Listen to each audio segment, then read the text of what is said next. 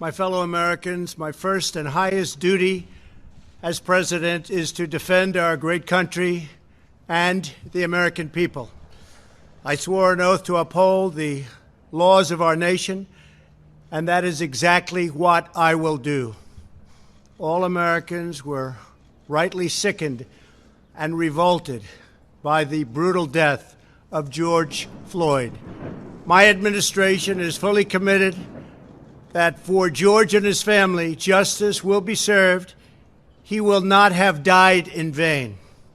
But we cannot allow the righteous cries and peaceful protesters to be drowned out by an angry mob. The biggest victims of the rioting are peace-loving citizens in our poorest communities. And as their president, I will fight to keep them safe. I will fight to protect you. I am your president of law and order and an ally of all peaceful protesters. But in recent days, our nation has been gripped by professional anarchists, violent mobs, arsonists, looters, criminals, rioters, Antifa, and others. A number of state and local governments have failed to take necessary action to safeguard their residents.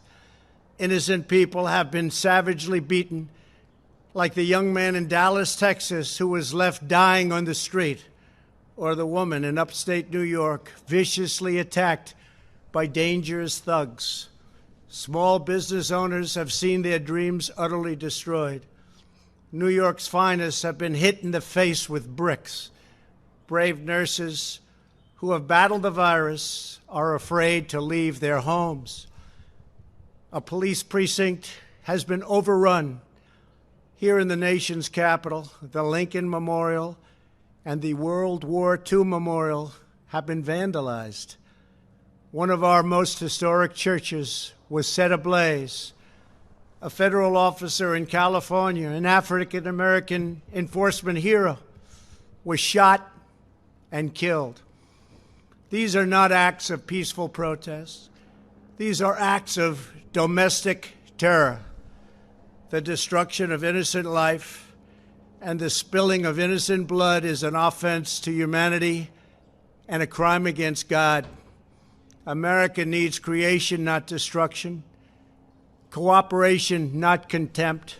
Security, not anarchy. Healing, not hatred. Justice, not chaos. This is our mission, and we will succeed. 100%, we will succeed. Our country always wins. That is why I am taking immediate presidential action to stop the violence and restore security and safety in America. I am mobilizing all available federal resources, civilian and military, to stop the rioting and looting, to end the destruction and arson, and to protect the rights of law-abiding Americans, including your Second Amendment rights. Therefore, the following measures are going into effect immediately. First, we are ending the riots and lawlessness that has spread throughout our country. We will end it now. Today, I have strongly recommended to every governor to deploy the National Guard in sufficient numbers that we dominate the streets.